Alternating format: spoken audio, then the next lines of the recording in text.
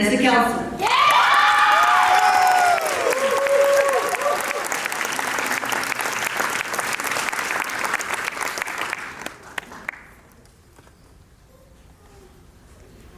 Congratulations to the class of 2019. A special thank you to the educators, families, and mentors who truly believed and supported us along this journey.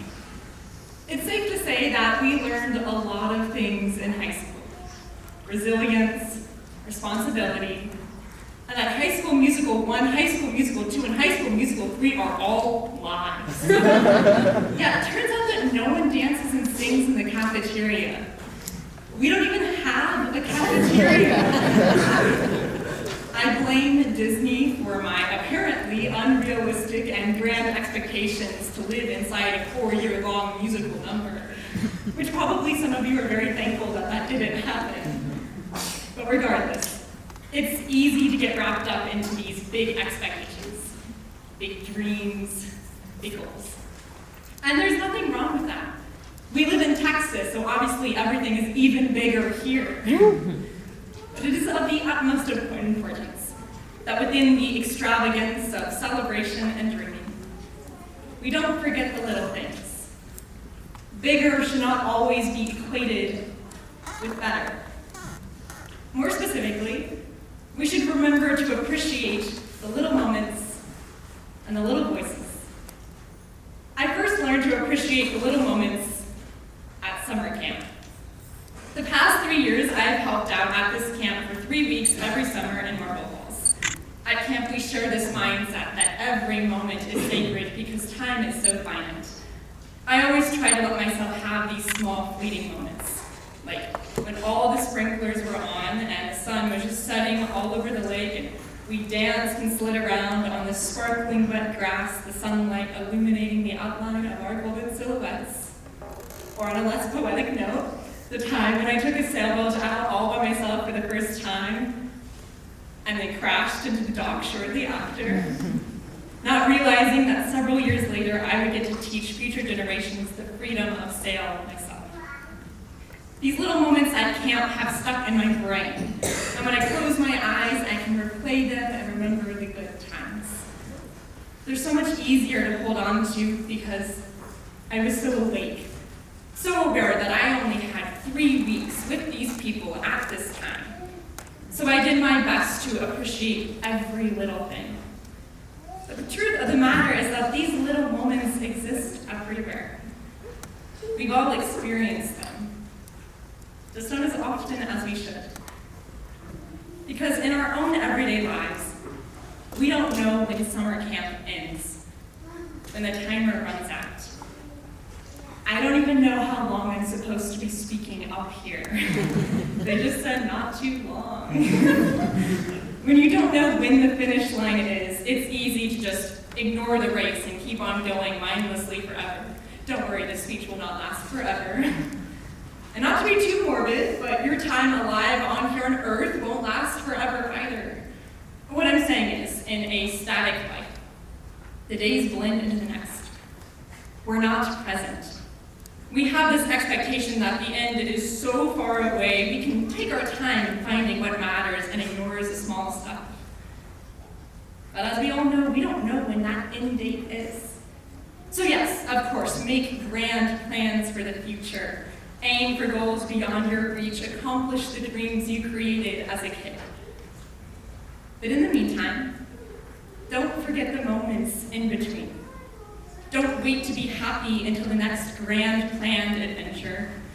Because the reality is that high from finally winning a game or getting that desired promotion will only last so long. If you're doing it right, that excitement will just be replaced by another goal, another hope for success. So we can't afford to place our happiness in the hopes of far-out, tangible success. Instead, we should find fulfillment in the little things around us. So how do we do this? Ask yourself, what matters to me? Take a moment, close your eyes if you want to, and stop to think to cherish the small joys in your life.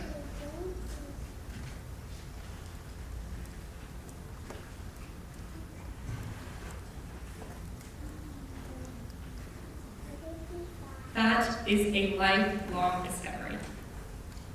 But start small, with the little moments, of course.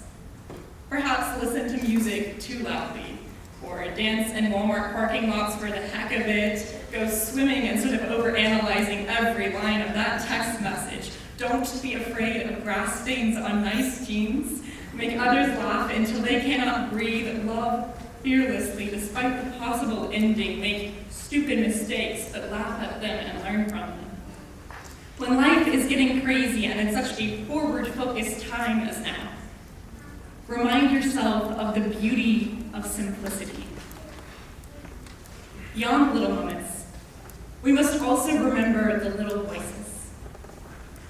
Rather, the individual's voice. Our world appears to be falling apart at the seams. Happy graduation! So it's easy to believe that anything we do as individuals won't have an impact. But that's entirely wrong. An individual's voice is at the foundation of change. So speak up. You can be full of sound and fury, but you have to signify something.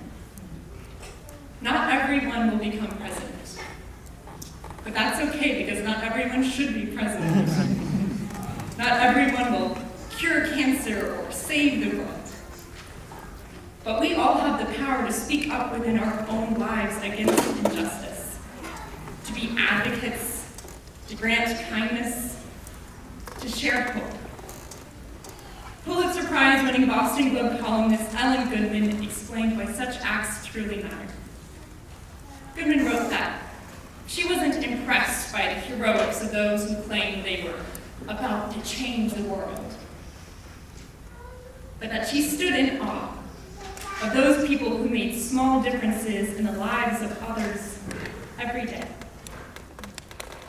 As a final note, in Mr. Rogers' obituary, he was remembered for what we should all remember. Mr. Rogers believed that we live in a world in which we need to share responsibility. It's easy to say, it's not my child, not my community, not my world, not my problem. But then there are those who see the need and respond.